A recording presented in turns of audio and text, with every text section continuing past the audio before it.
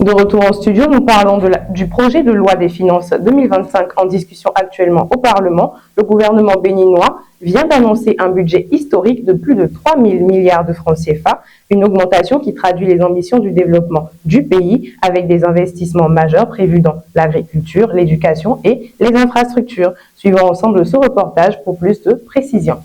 Voté à l'unanimité des députés présents et représentés, le budget de l'État pour l'exercice 2025 est arrêté à la somme de 29 318 milliards 497 millions 496 francs CFA. Comparativement à la gestion 2024, le budget 2025 connaît un accroissement de 18,27%.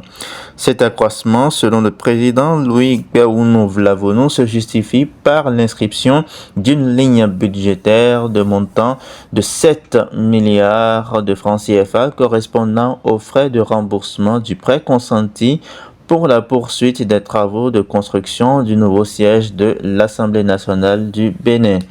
Bien avant le débat général qui a précédé le vote de ce budget, le président Louis Gahounou-Vlavonou a fait le point de l'exécution du budget de l'Assemblée nationale pour le compte de l'année 2024. Le point d'exécution du budget de l'Assemblée nationale dégage un taux d'exécution de 61,01% du budget remanié. D'autres détails relativement aux dépenses du personnel ont été présentés par le président de l'Assemblée nationale.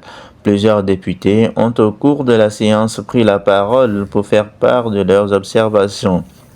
Qu'ils soient de la majorité ou de la minorité parlementaire, ils ont félicité le président Louis Gahounou-Vlavonou, les questeurs, les membres de la commission des finances et les cadres de la direction de la questure pour les diligences qui ont été faites pour que les documents parviennent à temps aux députés.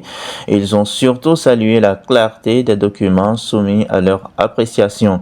Dans la prise de parole du président, il a lui aussi salué l'élan qui a accompagné l'examen de ce projet de budget. Il s'est senti très honoré des félicitations qui lui ont été adressées. Le président de l'Assemblée nationale a surtout exhorté ses collègues députés à ne pas trop se coller aux prévisions, surtout que les ressources sont envoyées par quart trimestriel à l'Assemblée et ceci en tenant compte de la manière dont ces ressources sont mobilisées par les régies financières de l'État.